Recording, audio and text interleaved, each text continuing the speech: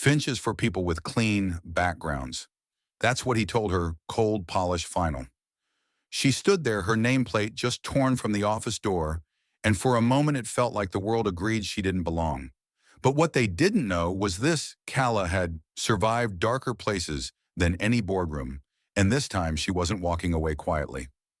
Before we dive in, let me know.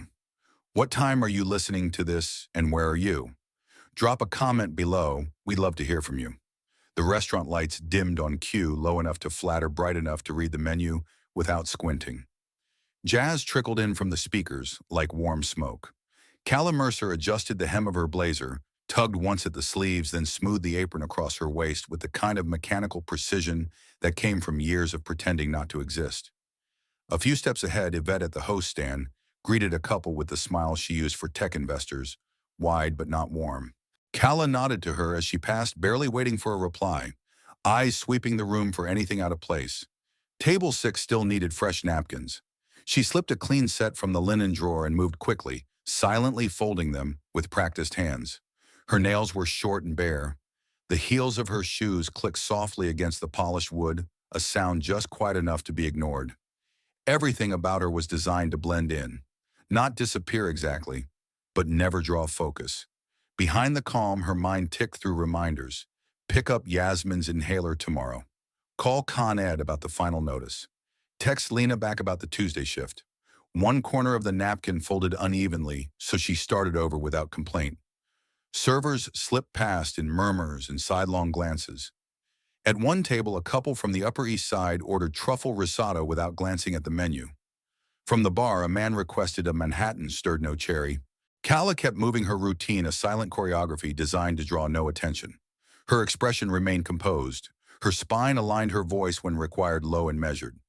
When the maitre d' opened the door with a discreet nod, she saw him. He entered alone without reservation. Tall, sharply dressed but understated. Dorian Hale. His name she recognized from the private ledger corner booth, window seat always solitary. He placed no order, only sat back, firm hands, easy against the linen, commanding silence as though it belonged to him. Calla did not allow herself to stare, though she was aware of the steadiness of his eyes.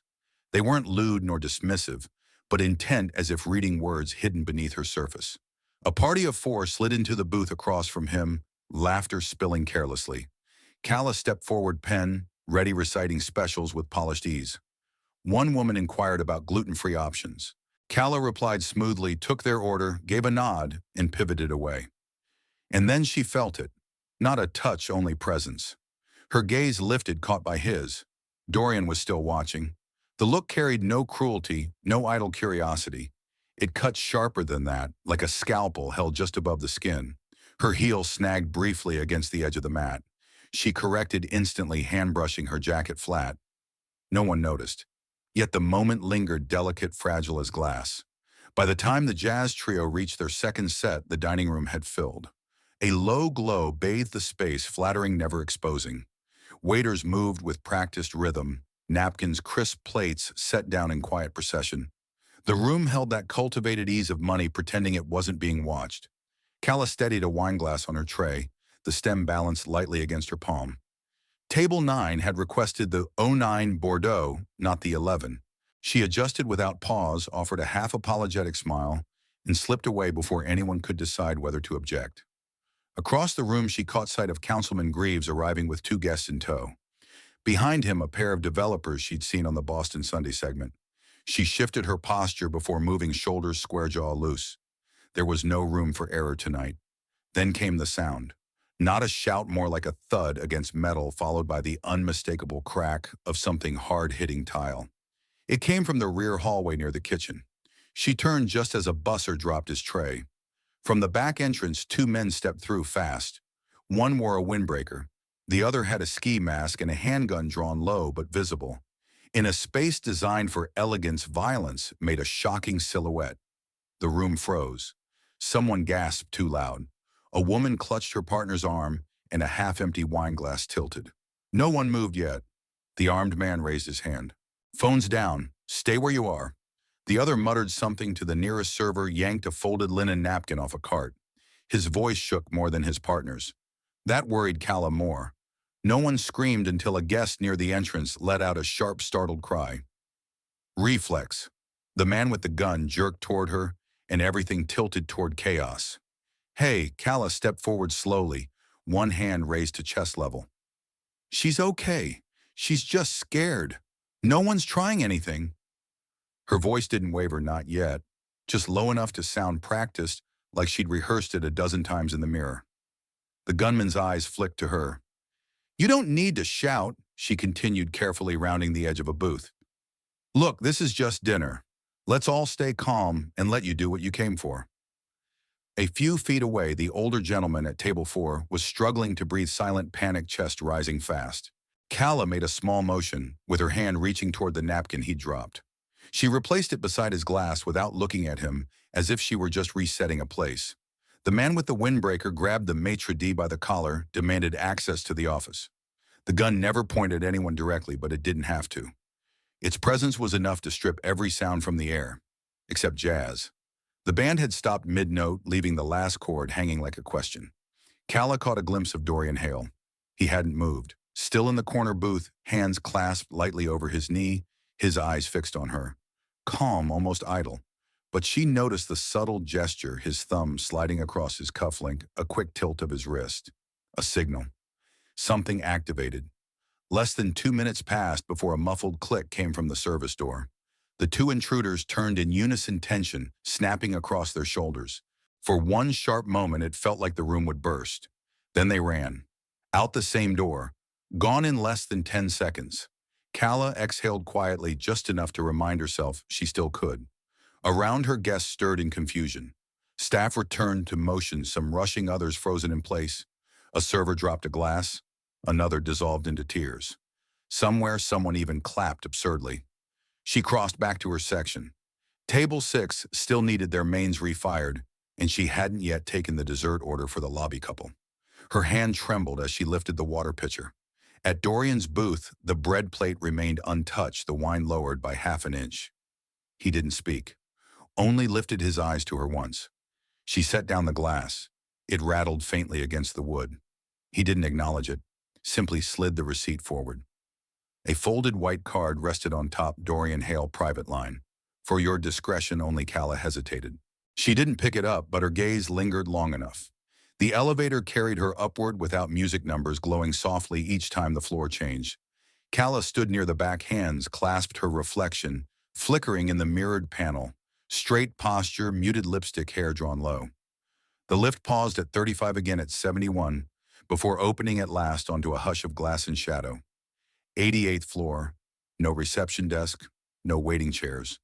Only a black hallway stretching forward, floor-to-ceiling windows, framing Boston like a living blueprint. She stepped out, pausing as if to check whether she'd missed someone. A door on the right clicked open. No voice summoned her, but the invitation was clear. She entered.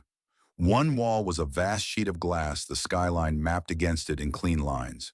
The office held no awards, no flowers, just a dark desk, and the man seated behind it. He didn't rise when she came in. Sit, Dorian said. No offer of water. No handshake. His tone was dry but not unkind. Calla lowered herself into the chair. Leather cool against her back. She tucked her hands under the armrest to keep them from shaking. He leaned forward just enough to reach a folder. Didn't open it. Simply rested his hand on top. Why didn't you run? The question arrived without build-up, as if they'd already been talking for 20 minutes. She hesitated. During the robbery, he nodded once. I didn't think it would help, she said. Running, I mean. You didn't scream either. Or freeze. I've seen panic ruin more than it saves. Have you? It wasn't flattery. He wasn't impressed. He was collecting data. Dorian turned the folder sideways, angling it toward the glass behind her. I have a situation, not a job, not a desk. There's no title on the door because there won't be a door. She stayed silent, unsure whether he expected an answer. You'd handle sensitive matters, mostly people. Reputational risk, behavioral volatility, liabilities that don't fit neatly on paper. His fingers drummed once against the folder. Not accounting, not strategy, not numbers. Calla studied him. So, HR. His mouth twitched. No, HR fills out forms. You deal with the kind of messes forms can't contain. I'm not trained for that. You're not trained for anything technically. The remark landed sharp, though not unkind. Her jaw tightened. Then why am I here? Dorian tilted his head slightly. Because last Friday, in a room full of millionaires' cameras and white linen, you saw a threat and moved toward it. You didn't flinch. You managed fear without performance. Her voice dropped. You think that qualifies me to work for you? I think it qualifies you to choose. You can say no. She let her gaze drift to the glass wall instead of his face. Beyond the city stretched wide cranes rising over the seaport highways threading north. She could almost trace the 3-block walk from her apartment to the T-station, almost see the pharmacy where her sister's prescription still waited. A cloud slid across the skyline, drawing a long shadow over the rooftops. Her throat tightened. And if I say yes, you'll start Monday. 7:30. A packet and credentials are waiting. What if I'm not who you think I am? Then you won't last. But you'll know before I do. She didn't stand immediately. Her body stayed still while her thoughts lurched ahead, the ground shifting too fast, too quiet. Whatever this was, an offer, a trap, she could feel its weight already. Still, she gave a single nod. Dorian didn't smile. He opened the folder, signed, then shut it. She rose, and this time he did too. No handshake. Just a glance that held her in place a moment longer than necessary. In the hallway, an envelope waited on a small table. White, thick paper. It held a key card, a printed itinerary, and a security badge with her name already stamped. Not Calla Mercer, server, just her name. No title, no department. Only the beginning of something undefined.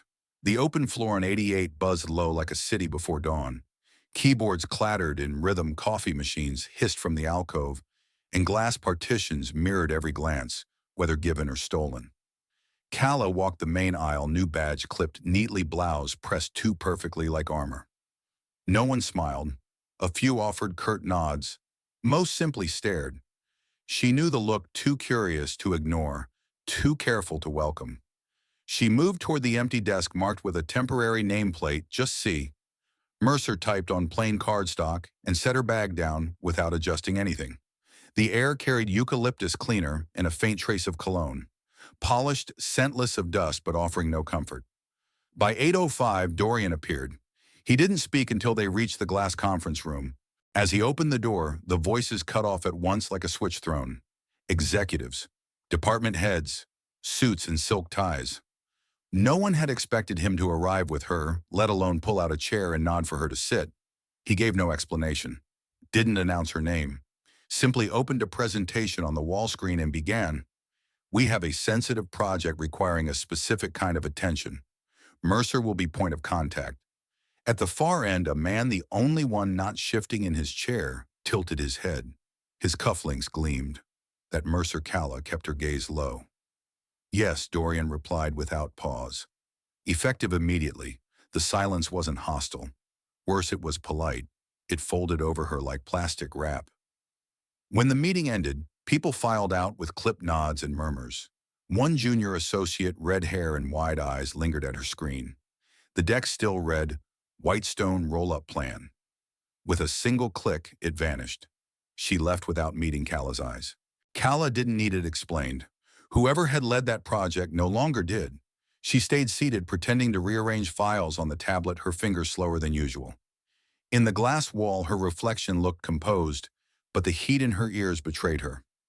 You're not the first surprise Dorian's dropped into this room, a voice said. She looked up. The man from before cufflinks, navy suit expression, unreadable, stood at the doorway. His posture was elegant, precise, as though even his muscles obeyed quarterly reports. I'm Silas Kendrick, he said, a formality delivered like fact. M&A. Calla rose deliberately, not too fast. Calla Mercer. His eyes swept over her, not a surface scan, but something deeper, as if searching for what convinced Dorian Hale to risk his boardroom's rhythm. You're not what I expected. I hear that a lot. A sharp, brief smile. I like people who know which field they're playing on. She met his gaze. I like people who don't move the goalposts mid-game. The corner of his mouth twitched before he stepped aside, granting her passage. Back at her desk, a stack of onboarding forms waited, perfunctory and personal. She skimmed the headers, the words already blurring. Her gut told her this wasn't orientation. It was a test, the first of many. Across the floor, Silas retreated into his glass-walled corner suite. Just before disappearing inside, he glanced back and locked eyes with her. She didn't look away, held it a breath longer than was safe. Her phone buzzed. Meeting rescheduled to 11:30, a flat male voice said. No name, no tone, just another ripple on the surface of the calm. She opened her inbox. Dozens of names filled it, most unfamiliar, some she recognized from their whispers after the meeting. No welcomes, no orientation packets, only requests.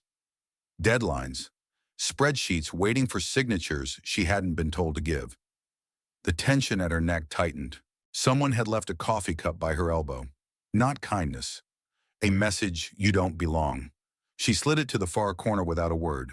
Reaching for a pen, her fingers brushed the one she had chewed earlier. The cap-dented plastic warped. She set it aside and chose another. The lights dimmed slightly as the sun shifted. In her screen's reflection, her face remained steady eyes, fixed jaw firm. Not fearless, simply aligned. She wrote her name at the top of a file, slipped her feet out of her heels, and began. South End still carried the smell of last week's rain, soaked into brick and rust. Calla stepped onto the cracked sidewalk, with a bakery box balanced in one hand, her boots brushing puddles tinged with oil. The building before her, 3 stories of weathered red stone, leaned slightly as though survival had come only from refusing to fall. Someone had taped a faded flyer to the entry buzzer. This is not blight. This is memory. She pressed 2B, no answer. Tried again. A dry, flat voice came through. If you're from Finch, turn around. Calla waited a beat. I brought tart. Silence. Then the lock clicked. The hallway smelled of lemon cleaner and pipe rust. A small dog barked somewhere above, then quieted. She climbed the stairs slowly, the bakery box cradled in her arms like a peace offering. Evelyn Trask's door stood ajar, one sharp gray eye peering through the gap. The woman wore a navy cardigan with brass buttons, each one gleaming as if it carried its own history. She didn't smile. I don't sign anything without reading it, she said. Calla held out the box. Then I'm glad this doesn't come with a contract. Evelyn's fingers twitched. Reluctantly, she stepped aside. The apartment was warm but sparse. Wooden blinds striped the floor with sunlight. A piano rested near the window, a worn armchair by the wall, and a framed newspaper clipping hung above the mantel. Calla kept her glance brief. Tea, Evelyn asked, already halfway to the kitchen. That'd be nice. Calla sat on the edge of the couch posture, upright hands folded like a guest in church. When the tea arrived, served in mismatched porcelain, she set the raspberry tart in the center of the table. No one's tried bribery before, Evelyn muttered. I don't work in acquisitions, Calla replied. Oh, then what do you do? She hesitated. I listen. The tart gleamed under the light, untouched. Evelyn's gaze stayed fixed on her. Silas Kendrick came here 2 weeks ago, the woman said at last. Didn't even take his coat off. Called this place functionally obsolete. That was his phrase. Calla's lips twitched. He's very efficient. He's a butcher with a spreadsheet. Evelyn leaned forward, fingers interlaced. Do you know what they're building here? Luxury condos. 3 towers. Private gym, valet, rooftop pool. Right. Evelyn nodded once. And you think I'm in the way? No, Calla said quietly. I think you're the reason it isn't finished. That earned her a pause. A minute passed before Evelyn exhaled through her nose. I was born in this building, in the back bedroom when the walls still had floral wallpaper. We used to keep a fire escape garden. Thyme tomatoes, once even a lemon tree in a pot. Calla stayed silent. I've watched everyone else leave, Evelyn continued. They packed boxes, turned over keys, vanished like they'd never lived here. And the walls get painted over, like memory means nothing. Calla lowered her eyes. I know what that feels like. Evelyn narrowed hers. Do you? The quiet stretched. My father worked at the glass plant in Roxbury, Calla said before she could stop herself. When it closed, we moved 4 times in 2 years. I memorized every new address like it might slip away. I don't have baby pictures, just a receipt from a diner in Dorchester where my mom cleaned tables. Moisture beaded on the tart, its sugar bloom softening. Evelyn lifted a fork but didn't use it. Her voice turned softer. You think Finch sent you because I'd listen better to someone like me? I think Finch understands people less than it believes. Calla sipped her tea. It had cooled. For a while, Evelyn said nothing. She crossed to the sideboard and slid open a drawer, rifling slowly through envelopes and worn cloth. She drew out a photograph. The edges curled, the color faded, but the image held four women in aprons, standing on the stoop of this very building, young, strong, laughing. Evelyn extended it without a word. Calla took it, holding it carefully as though it might break. The cafe sat low beneath a canopy of elm trees, tucked beside a quiet stretch of parkland. Late afternoon sunlight slanted through the windows, brushing soft gold onto the lacquered tables. A single espresso steamed at the edge of Calla's tray. Dorian hadn't touched it. He read through the notes without expression, turning each page slowly, thumb, dragging once along a margin. At the end, he didn't speak right away. He tapped the paper once, then looked at her.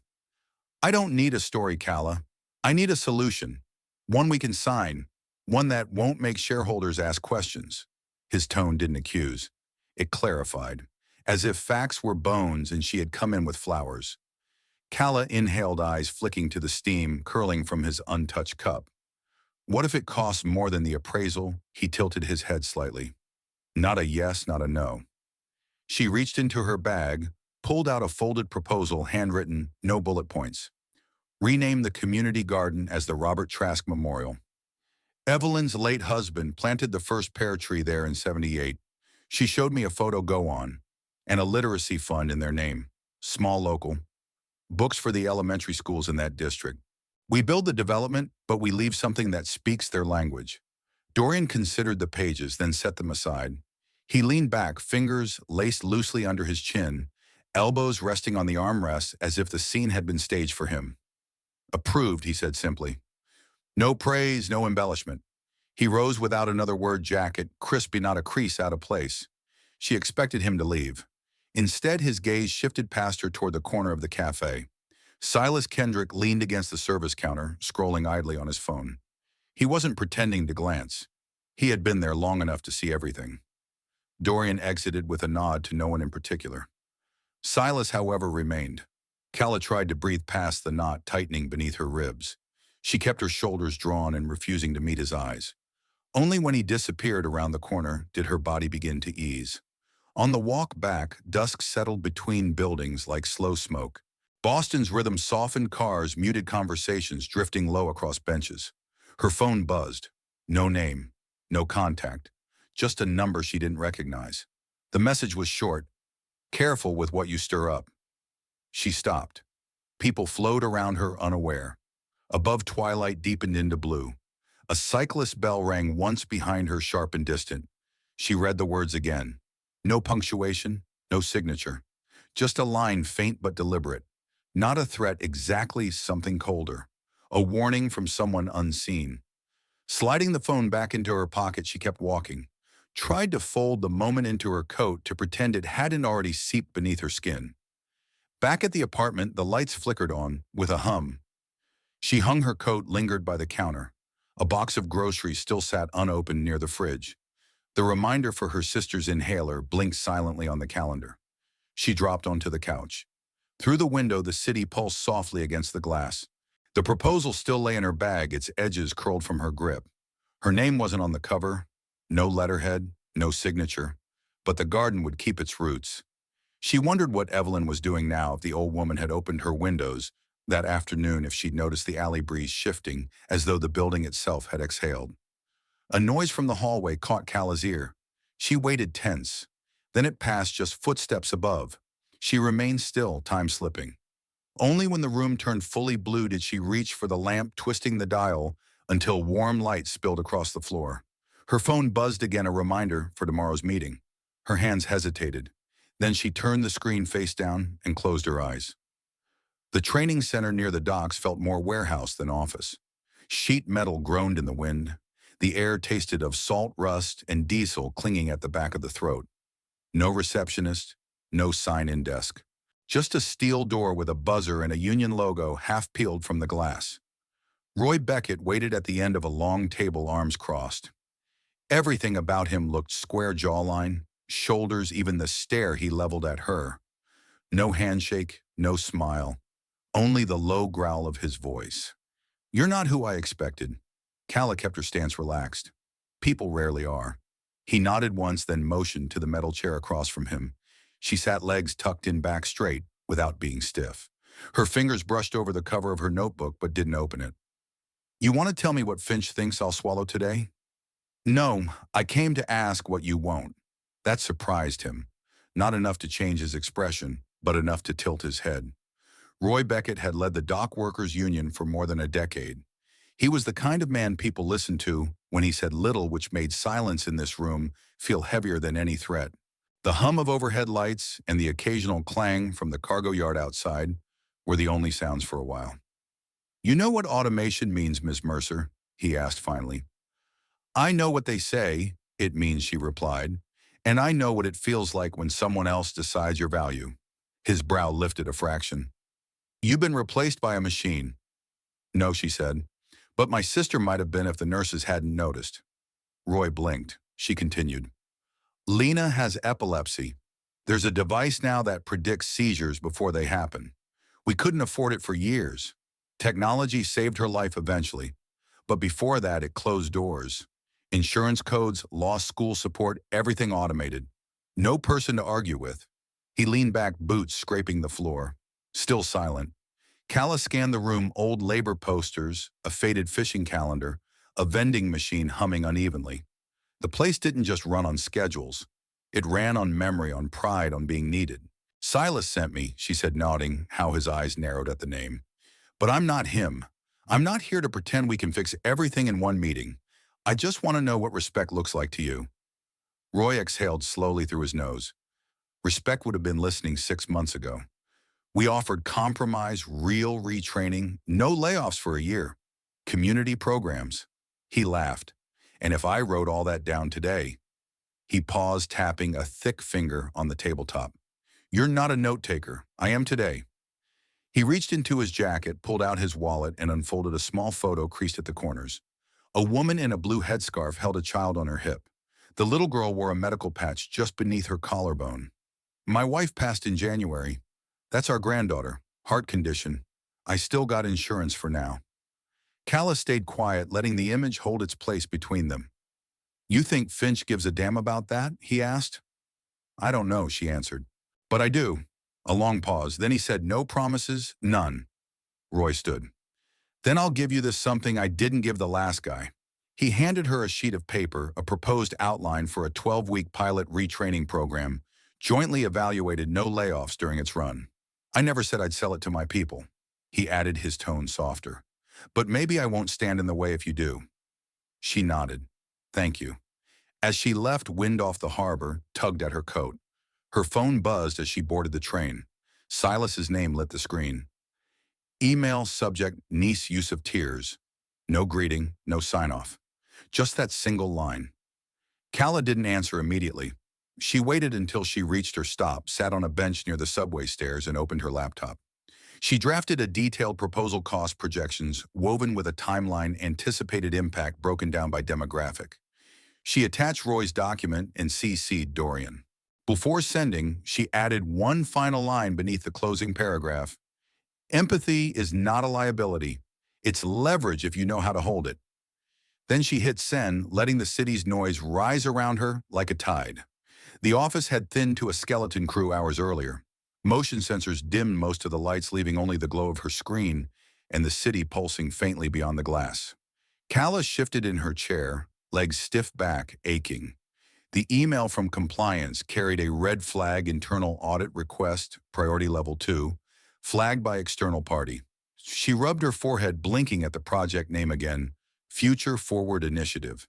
It sounded harmless, even hopeful, but the funding trail made her stomach tighten. 5 transfers routed through 3 donor networks. Every invoice had a twin, with amounts off by cents, not dollars. Just enough to avoid automatic detection, not enough to look like mistakes. The file carried Silas Kendrick's name in the approval history, twice, first as proposer, then as final sign-off. Calla reopened the budget projections, scanning for anything she might have missed. Her cursor hovered over a note labeled Community Activation, Phase 3. No description, no attachments. She clicked. Access denied. Her badge still functioned. Her credentials hadn't changed, yet something had shifted under her feet. She reached for her phone, scrolled through contacts until Dorian's number appeared. She paused, then locked the screen. He hadn't responded to her last report. Not the Roy Beckett meeting, not the 12-week pilot draft, not even the email she had CC'd directly. Radio silence. The air felt thinner tonight. Even with glass walls and an open floor plan, she could sense how easily things disappeared in a place like this. Decisions layered beyond reach. She checked the permissions panel again. Her access to project metadata had been revoked, time-stamped only 20 minutes earlier. A manual override. No notice. No explanation. Her jaw tightened. If she filed a formal escalation, it would trigger review and go straight to the board. If she let it go... Her eyes flicked to the printed org chart tacked above her desk. Silas's division had driven this initiative. If it collapsed, so did his quarterly numbers. And her name already appeared on the revised budget memo. She opened a draft to internal review attaching the flagged transactions. She began writing her request for an expanded audit. When she pressed send, the system froze, then blinked. Authorization required. User permission level insufficient. She leaned back. The chair creaked louder than it should have. Behind her, the building groaned, a mechanical cough from the elevator shaft. She waited. Nothing followed. A new email flashed in her inbox. No subject, no sender. Just a timestamp, 11:42 p.m. One attachment. Her stomach knotted. She clicked. A grainy photo loaded a man in a Finch security polo standing near the staff entrance by the loading dock. The face was unmistakable. Michael Callister. Her throat went dry. She hadn't seen him since that night at the restaurant. He had vanished after the heist, no report, no arrest. And now he appeared in uniform, badge, logged into the system under another department. No message, no caption, only the image. She stared, unsure if it was a warning, a test, or both. Questions stacked in her mind like unstable crates. Why now? Why her, and who had sent it? The room seemed to close in. She locked her screen, slid the phone into her bag with unsteady fingers. Behind her, the elevator chimed again. One floor down, then another. She didn't wait to see who emerged. Grabbing her coat, she pushed into the stairwell and descended quickly, never looking back. By the time she reached the lobby, the glass doors stood dark. Streetlights caught her reflection, blurred, double exposed with the city beyond. She walked 2 blocks before checking her phone again. Still nothing from Dorian, but the message remained untouched, unresolved, like a thread waiting to be pulled. The bar was half empty, soaked in low amber light, in the hum of a distant jukebox. Calla sat near the back, fingers curled loosely around a glass she hadn't touched in 20 minutes. Her coat still hung from her shoulders, too warm for the room, but she didn't move. On her screen, Michael Callister's face stared back from the security still. His Finch badge sat crooked on his chest, the photo ID too new to be coincidence. The timestamp from 3 weeks earlier placed him at the building the same day Silas submitted the budget approval for Future Forward. Her breath slowed as the names aligned. Dean Callister, the man with the gun that night. Same jawline. Same glare. Brothers, cousins, maybe closer. She didn't need a family tree to see the link. Both trails led back to Silas Kendrick. She'd reviewed Silas's approvals before. Michael had faced a financial misconduct probe last quarter. The report was buried in the compliance folder marked internal only. The dismissal, rubber-stamped by Silas. She lifted her drink at last, more to occupy her hands than anything else. It burned going down, but she didn't react. Silas hadn't just buried a case. He'd kept the man close. Gave him a badge, a back door into Finch's system, and now someone had made sure she saw it. Across the bar, 2 marketing analysts picked at Wings 1, laughing too loudly. Neither glanced her way. This place was supposed to be a release valve for the pressure above, but it failed tonight. Her phone buzzed. A new email. Internal comms. She opened it. Silas. Reminder all department heads, please ensure junior hires and newly transferred staff are reminded of media guidelines. We've recently had attention from local press. Let's stay proactive and manage visibility carefully. SK. Calla read it twice. Perfectly polished. Too generic to prove anything. Yet the words landed like a blade. She could almost hear his voice in it. Stay small. Stay quiet. Don't stir waves you can't survive. She closed the message, set the phone face down, and stared past the rim of her glass.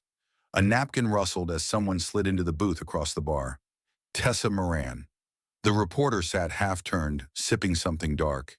Hair-braided, loose leather notebook untouched at her side. She wasn't here for Calla yet, but her eyes swept the room, and when they lingered a moment too long, she offered a polite, meaningless smile. Calla didn't return it. She rose, dropped a tip, and walked out, leaving her drink unfinished.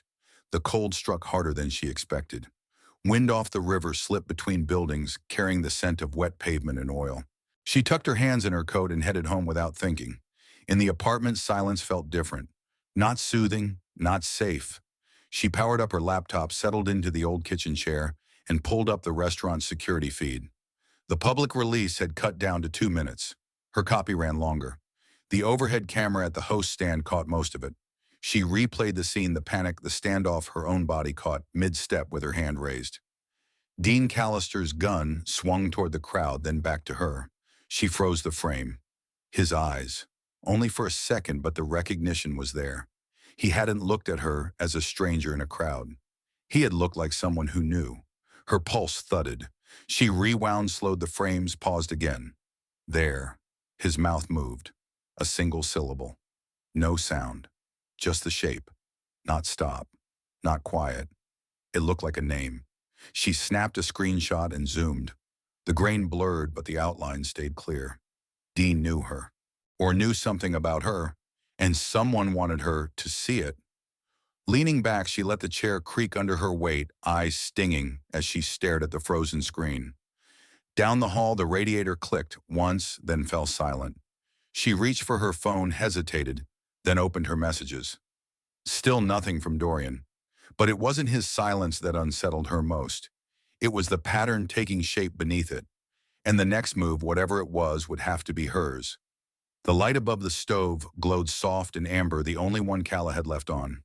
Her apartment had settled into its usual night rhythm, the steady hum of Lena's oxygen machine, the faint creak of pipes, the occasional shift of floorboards under her own restless pacing. Calla hadn't slept, didn't plan to. Lena's breath came steady and mechanical through the tubing, her small frame curled beneath a faded quilt. Calla lingered in the doorway longer than usual, watching her sister's chest rise and fall, metronomic. That sound anchored her more than anything. On the kitchen table lay everything: PDFs, screenshots, internal memos, each tagged, dated, cross-checked. A printout of the Future Forward funding trail, a red-line draft of Silas's approval request, Michael Callister's Finch ID log, and a scribbled note: Dean knew me, or thought he did. Fingers traced that last line. Something shifted quietly in her chest. By 4:30, the decision had hardened. She wouldn't bury it, but neither would she hand over the whole truth. Not yet. 2 emails followed. The first went to Dorian, no greeting, no summary. Just a clean, exact report on Future Forward's financial irregularities, heavy enough to demand review. The second, scheduled from a burner account at 6:02 a.m., headed to Finch HR. Same report, metadata stripped. Then came the hardest part. A message to Tessa Moran: can meet. 30 minutes, one location, no names. The reply was immediate. You got it. 8:15, D4 Cafe, booth and back. The phone locked again, throat dry. Buttoning her coat, Calla's hands trembled, not only from fear. It felt like stepping onto a frozen lake, beautiful, necessary, one wrong move from collapse. The cafe smelled of burnt espresso and worn leather. Tessa waited with 2 mugs, one black, one untouched. Calla slid into the booth, silently placed a folded envelope on the table. Tessa didn't reach for it. You sure? No bylines, no quotes? Take it, but don't trace it back. Just look into the foundation. That's all. Tessa's eyes held hers. You realize giving me this isn't a confession, Calla cut in. It's a warning. There's rot under the surface, and no one's talking. Start there. Tessa nodded once, still not touching the envelope. Calla rose before doubt could set in. You don't know my name. She left through the alley collar, pulled high breath, fogging pale in the morning chill. By noon, the message arrived. Silas intercepted her near the elevators. Voice, smooth, eyes like flint. You're off the West Point project. Effective immediately. No answer. He leaned closer. Finch prefers people with clean lineage. No shadows in the family file. You understand, nails bitten to her palm. If you're going to fire me, do it properly. I won't need to, he said with a smile. You'll fold yourself eventually. Pieces like you don't stay upright long in places like this. She brushed past him, stomach twisting. The elevator arrived. Calla stepped in. Alone. As the doors closed, her gaze caught the nameplate outside Calla Mercer being unscrewed from the glass. Not ripped off. Removed. Clean. Quiet. No announcement. No memo. By the time the lift reached 62, a voice drifted from behind. Hey, that desk by the east windows opening up. Could use a sharp one like you over here. Calla kept walking. Fingers brushed the folder she had carried all day, trembling still but never pausing. The elevator shuddered as it reached the 62nd floor. When the doors opened, no one waited. Calla stepped into a dim corridor where the carpet hadn't been replaced in years. The overhead lights buzzed faintly, a low hum, like a forgotten server room. No glass partitions, no art on the walls, just rows of cubicles lined up like file drawers in an abandoned cabinet. A woman with graying hair glanced up from a terminal. Her badge read, M. Patel. She gave a slow nod, then looked away without a word. The desk assigned to Calla stood near the supply closet. It had a dented edge and a chair that creaked every time she shifted. A stack of untouched reports waited for her, some dated back months. The silence felt different here. Not peaceful, but sedimented. Like things had sunk and settled and no one had stirred the water in a long time. She opened the first folder. Names, numbers, project codes. Among them, a familiar one, FF 186, Future Forward. She froze, then turned to the next file. Michael Callister's name appeared 3 pages in his signature, looped beneath a set of misaligned expense entries. A throat cleared 2 desks away. She looked up, and there he was. Michael, or Eli as the badge said, stood clutching a mug. The steam had long disappeared. His eyes flicked toward her screen, then quickly away. He didn't say anything. Just gave a stiff nod, almost a flinch, then sat hunched over his monitor typing something that didn't seem to require looking at the screen. She didn't return the gesture, just watched him from the corner of her eye. He looked thinner than in the photo, older, as if the weight of someone else's choices had hollowed him out. Bile surged before she could stop it. Dean's face flashed gun-shaking chaos, spiraling, and now Eli buried in the same company, 2 floors beneath the polished boardrooms, close enough to decay unnoticed. Fingers scrolled on. Each entry darkened her unease. One payment labeled Community Engagement. Site 14 linked to a consultancy address that didn't exist. Another routed to a shell company registered 2 years after Dean's first arrest. She checked timestamps, memos, authorizations. Silas's name kept surfacing. Her pulse thudded as she leaned back. The call came at 4:07 p.m. Dorian. She let it ring once before answering. Did you send something to the press? His tone was flat, neither confrontational nor curious. Just cold. What does your file say? She asked after a pause. A silence. Then don't be clever. I sent what was necessary, she said evenly. Nothing that puts you at risk, unless you're more involved than I thought. A slight hitch in his breath. You're walking a tight line. No reply. She only watched the window concrete wall, nothing more. The line clicked, dead. Her hand lingered on the receiver. The space seemed narrower now, not by size, but by implication. Even Dorian, once immovable, had begun to blur. Back at the terminal, a red notification pulsed. Internal HR notification. Pre-disciplinary review. 48 hours. No subject. No recipient. No clue whose name it carried. She read it twice, then again, each pass confirming the ambiguity was deliberate. A trap, or a warning. Her gaze slid toward Eli, still motionless at his desk. Had he received the same notice? Was this netcast for both, or only her? The cursor blinked on an empty draft. Nothing came. Overhead, the air conditioner kicked on. A loose vent cover rattled against the ceiling. Calla remained still, eyes fixed on the screen as her world ratcheted one more notch tighter. The room had no windows. 4 muted gray walls enclosed a rectangular table, too large for 3 occupants. Calla sat at one end. Silas Kendrick took the opposite side posture, relaxed fingers steepled like a man chairing his own review. Between them perched the HR representative, Miriam Cho, according to her badge tablet balanced in hand eyes darting as if she longed to be elsewhere. We appreciate your cooperation, Miriam began, voice neutral. Today's meeting is not a disciplinary hearing, but a procedural audit, specifically regarding the handling of flagged anomalies in the future forward file. Calla kept silent. Silas offered a gentle smile, the kind people mistake for concern. It's important we maintain consistency in our escalation processes. I think we all understand how easy it is to misread patterns when unfamiliar with our systems. She turned to face him fully. You mean I misunderstood? Not your fault, he replied smoothly. You acted in good faith, but without cross-referencing departments, some entries may appear irregular. The warmth in his tone curled like smoke from a burned-out fire. Miriam tapped her screen. We've reviewed your initial memo, Miss Mercer. The language raises questions, particularly this paragraph. She angled the tablet. Potential misuse of philanthropic funding to obscure internal revenue transfers. That's quite serious. That's not what I wrote, Calla said quietly. Silas folded his hands. I believe we've all had moments where rough drafts get saved by mistake. It wasn't a draft. He tilted his head. Perhaps a formatting glitch then. I can be unpredictable. No accusation, no anger, just layers of insinuation draped in silk. The screen displayed what was now labeled as her memo.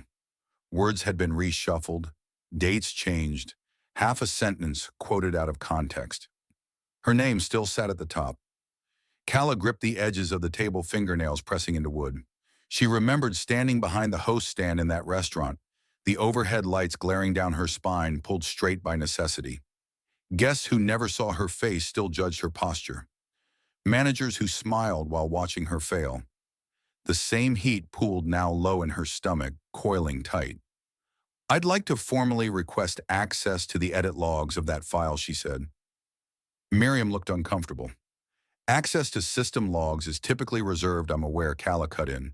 But this is my name on a falsified record. Silas made a soft sound, something like amusement disguised as breath. Let's not escalate.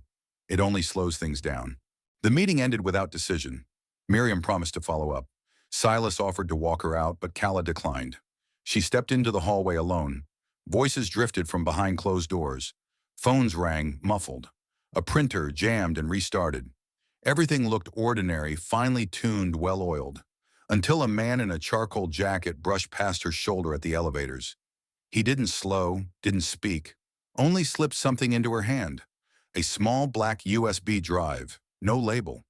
By the time she turned, he had vanished down the stairwell. At home, the apartment lay dark except for the pale glow of Lena's oxygen machine.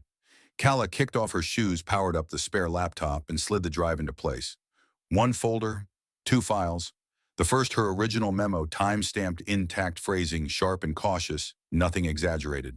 No mention of internal transfers, only flagged irregularities and a request for further review. The second contained access logs. Her pulse climbed as the list loaded. Edits initiated with Level 3 admin clearance. Timestamp 3 days ago. Username Skendrick. Breath locked in her chest. The screen glared in her glasses, 2 lines of truth that thickened the air. Part of her had clung to the hope of a mistake, a coincidence. But the name shone cold and precise. In the bedroom, Lena stirred in her sleep. Calla closed the laptop, pulse hammering against her ribs.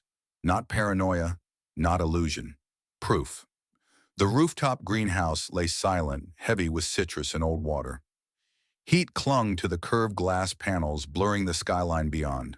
No voices, no movement, only the hum of a fan and the occasional creak of settling metal. She threaded her way between rows of lemon rosemary bay leaf, as if entering something sacred. The space had been hidden from her until 2 hours ago, when a stray line in a maintenance report caught her eye. Unit 88R. Humidity regulator off schedule again. Dorian waited where the notes suggested. Seated on a wooden bench, sleeves rolled jacket beside him. Shoulders rigid, his stillness felt more calculation than calm. A glass of water rested untouched at his elbow. She approached to within 3 feet before stopping. Without ceremony, she set the folder on the table. The USB drive lay on top, metal glinting under greenhouse light.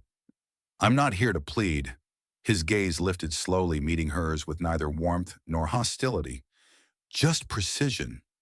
If you want me gone, just say so, she added. But I won't go quietly. That got something. Not a reaction exactly, but the faintest shift in his posture. Like she'd triggered a lever somewhere, just beneath the surface. Dorian didn't glance at the folder or the drive. His eyes stayed on her. You're sure this is real? I watched the audit logs myself. It's not a guess. Still no movement from him, only silence. I know what it means, she pressed voice even.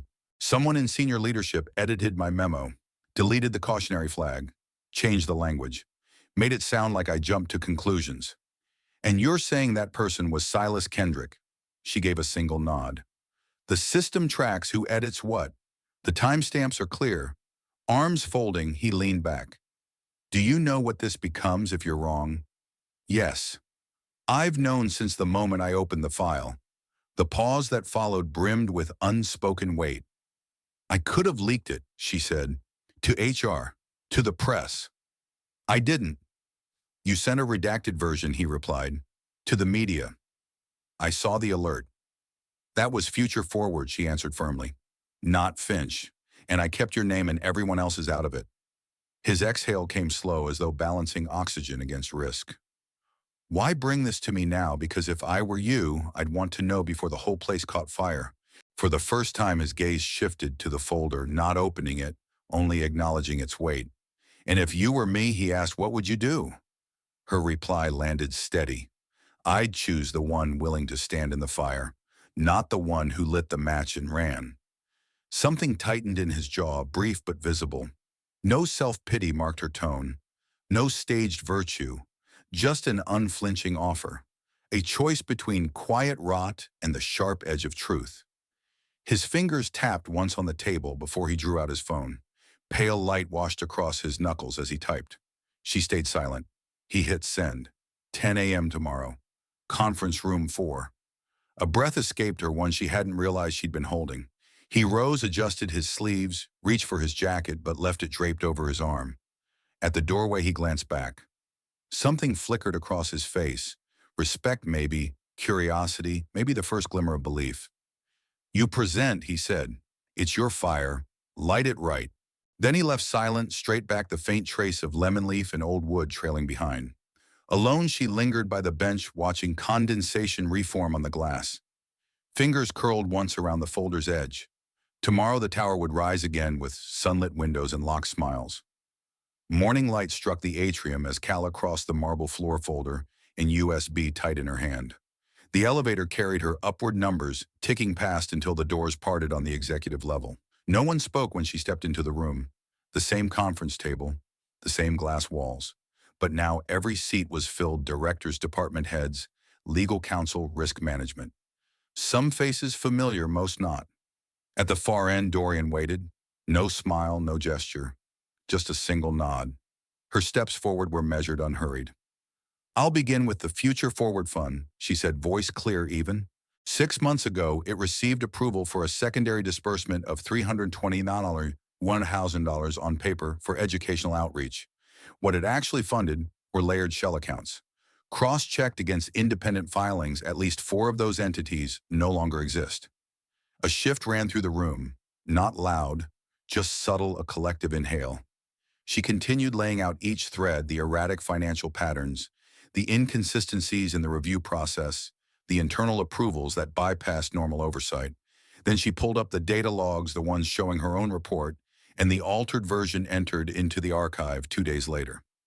A section was removed, she said, tapping the screen. The caution flagged the audit note. This is the original, time-stamped, authenticated. And who performed that change? One of the compliance officers asked. She didn't answer. She clicked again. The log entry blinked onto the screen. Username's Kendrick. A long silence followed. Silas leaned forward, adjusting his cuff. Any system can be tampered with. She's not a data engineer. She's speculating. I had the logs verified by IT, Dorian said without looking at him. 3 days ago. Silas blinked once. Recovered. She's clearly emotionally invested. We've all heard about the incident at the restaurant. Her connection to the suspect, Calla, didn't flinch. She opened the final file. Dean Callister, she said. Convicted. His younger brother, Michael Callister, was working in our compliance analytics unit under a name variation, Eli M. Castor. Same date of birth, same home address. That landed harder. The room shifted again, eyes narrowing, papers rustling. No formal background check was filed, she said. His hiring bypassed standard vetting. And how does this relate to me? Silas asked, voice sharpening. She didn't raise her tone. Michael was internally investigated 4 months ago for irregular data handling. The case was dismissed by his direct supervisor, who was you. A quiet fell again. This one heavier. Even if that's true, Silas said, standing now, it doesn't imply malice or conspiracy. This is built on innuendo and optics. I agree, Dorian said, which is why I had legal cross-check every point she raised. This, he gestured to the screen, is no longer about optics. Silas turned jaw set. You're going to take her word over mine. I'm going to take the data, Dorian replied. Then evenly, effective immediately, you're suspended pending full review. The blow landed without theatrics. No raised voices, no slam fists, only the stillness of a man realizing the room no longer belonged to him. Silas didn't argue. Papers slid into his briefcase with measured precision. He walked out. The door clicked shut behind him. For a moment, silence held. Calla stayed upright, pulse hammering, though her voice had never once cracked. No begging, no raised tone, only the evidence set down, left to fracture on its own. Dorian's gaze found her. You're ready, he said. Not a question, a confirmation. Her nod was slight but steady. At the far end of the table, someone clapped. Once, then again. A few others followed, scattered, restrained, but enough. Calla's expression remained calm. Spine straight, hands folded at her waist. Not rescued, heard. And this time the room had listened. The platform hadn't changed. Same cracked tiles beneath her boots, the same rust-streaked beams overhead. Even the arrival board blinked with its sluggish delay, as if time here belonged to someone else. On the cold bench, Calla sat with fingers laced in her lap, coat buttoned to the throat, though the air was hardly cold anymore. This wasn't about catching a train. It was about finding a place that hadn't lied to her. Trains arrived, trains left, schedules posted, destinations announced. No smiles, no hollow praise, no office politics under fluorescent light, just motion. Her breath left her slowly. Here no one noticed.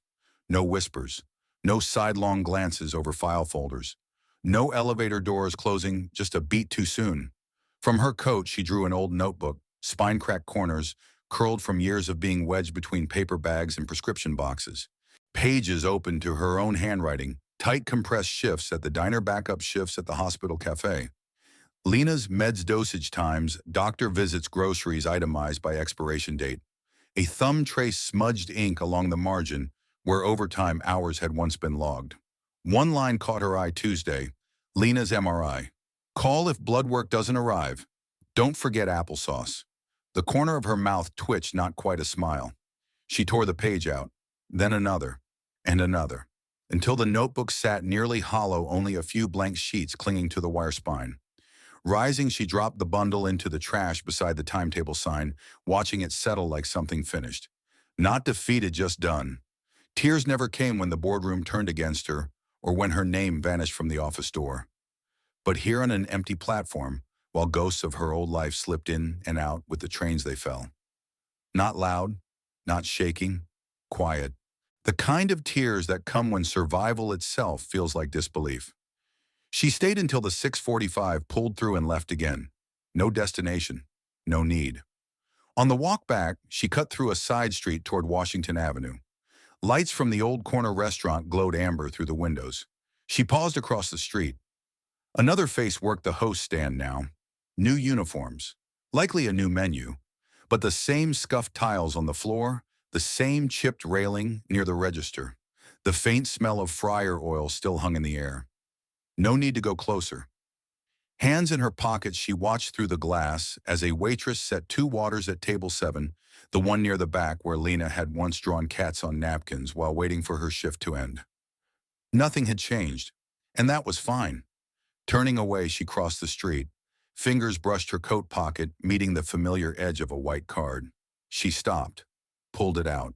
The corners were bent, the ink faded from too many touches, But still legible Dorian Hale private line weeks had passed without needing it, without even thinking of it, and yet she had never thrown it away.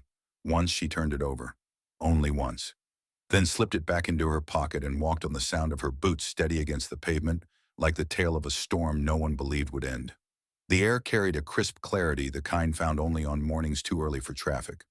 Sunlight skimmed across the glass exterior of Sterling Tower, casting long gold streaks onto the plaza below. Where once there had been a fenced-off lot and a cracked concrete path, there now lay open lawn-low benches and a curved garden bed shaped like an open palm. Calla stood just outside the ceremony circle, her name printed neatly on the event brochure tucked beneath her arm.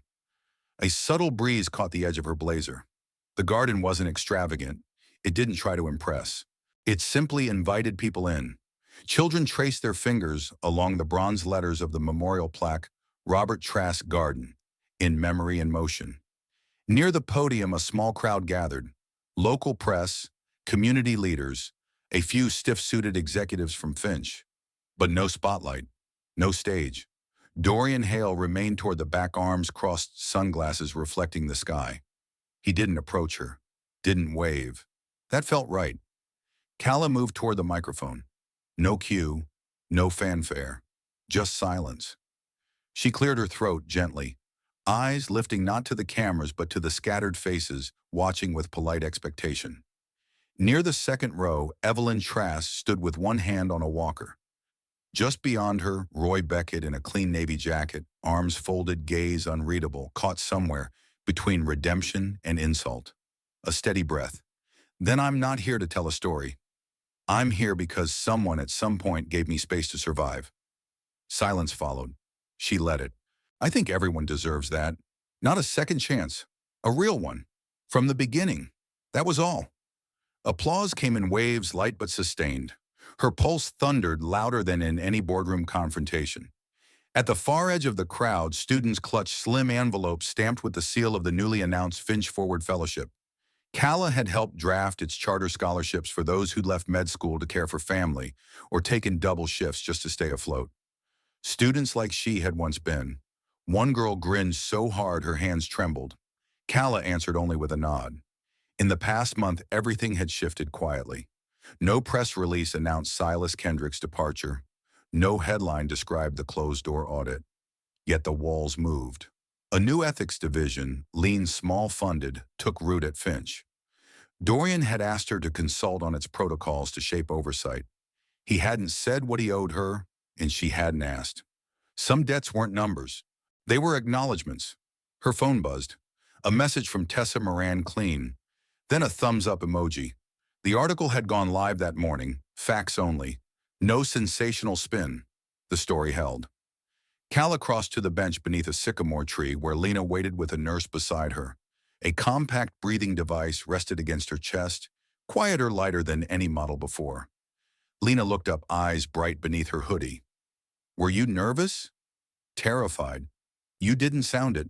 They leaned together in silence. The Sterling Tower loomed above same steel and glass armor. Yet it felt different now. Not warmer, not safer, but no longer unreachable. Simply a place where people worked. From her bag, Calla drew a folded envelope and handed it over. Lena opened it slowly, a nursing school brochure deadline, circled in blue ink, a sticky note attached, "Your turn." Tears welled as Lena laughed softly, knuckles brushing her lips. "Okay," she whispered. Calla leaned back, letting sunlight warm the crown of her head. No plaque bore her name, and she didn't want one. What mattered was that something had shifted, and she no longer had to hold the fire alone. Across the lawn, a boy in school uniform balanced on the fountain's stone edge until someone laughed and pulled him down gently. Calla smiled once, then let it go. The kettle clicked off with a soft pop steam curling into the morning air. Calla poured hot water over loose-leaf jasmine tea, the scent mingling with fresh tulips on the kitchen table. Sunlight spilled across the wooden floor, striping gold between chair legs. Her hands moved with practiced ease, sleeves rolled, hair clipped up, the scholarship file open to its final page. She tapped the pen against her lips, rereading the essay from a girl in Roxbury who dropped out of school twice to care for a sick parent. Her grades weren't perfect. Her voice, though, was clear. Callum made a small check mark in the top corner. Not approval, just attention. Behind her, Lena shuffled into the kitchen, dragging her hoodie sleeves over her hands. "You're still tense," she said, yawning, "like you're about to clock in for a night shift." Calla didn't turn. "I'm focused. You're folding your napkin like it insulted you." A pause, then both of them laughed. That sharp kind of morning laugh that breaks tension without needing to name it. No one mentioned the old apartment, or the hospital bills, or the emails that once kept Calla up until dawn. Those memories had settled into the quiet, not erased, just absorbed by it. Lena reached for a second mug and poured her own tea. Her breathing sounded clearer these days, the new device working more quietly than the last. She leaned against the fridge and took in the kitchen-polished countertops, the tiny herb garden growing in reused coffee tins, the photo of the two of them at the park pinned by a magnet. "You know," she said softly, "I think this is the first place we've ever lived where the light comes in before the alarm." Calla smiled without lifting her head. A breeze slipped through the cracked balcony door. Below, city sounds drifted upward, a bus breaking a dog, barking twice, a voice calling something cheerful in Spanish. Scholarship papers were gathered into a neat stack and slid into a folder. On the way to the desk, her elbow brushed a small cardboard box wedged into the bookshelf. It wobbled corners, softened tape layered over faded labels. She crouched, steadying it with one hand. Receipts, hospital notices, notes from 3 years back filled the box, shift swaps, pay stubs, every scrap from the scramble to endure. The lid stayed shut. There was no need to look. The box went gently into a desk drawer, closed with care. Not hidden in fear, just stored away like winter coats in summer. Still part of her, no longer part of every day. Lena padded barefoot to the sofa, blanket pulled across her knees, a book opening in her lap. The cover bore the scholarship program's logo. She wasn't just its recipient. She had helped write it. Calla stepped out onto the balcony. The autumn air was sharp but clean. Boston offering one of its rare apologies after so much noise. Her palms rested against the rail. At the intersection below, a pop-up booth bustled, folding tables, stacks of books, volunteers in Finch Foundation shirts. Students handed out packets, laughed with children, shifted boxes into cars. One paused, crouched to tie a shoe or check a clipboard. By chance, he glanced upward. Not at her, just up. No recognition crossed his face. A moment later, he turned back, calling to a girl balancing a stack of books in her arms. Watching Calla felt her heartbeat steady. That was enough that the world kept moving kinder now, without needing her hand on the wheel. She drew a long breath and smiled. Sometimes the quietest victories are the most powerful. Not the courtroom showdowns, not the spotlighted speeches, but the decision to keep going, to stand firm, and to build something better than what broke you. Calla didn't rewrite the system overnight, but she cracked it open just enough for someone else to step through. If her story stayed with you, don't forget to subscribe to the channel. We've got more stories coming, each one a reminder survival isn't the end. It's the start.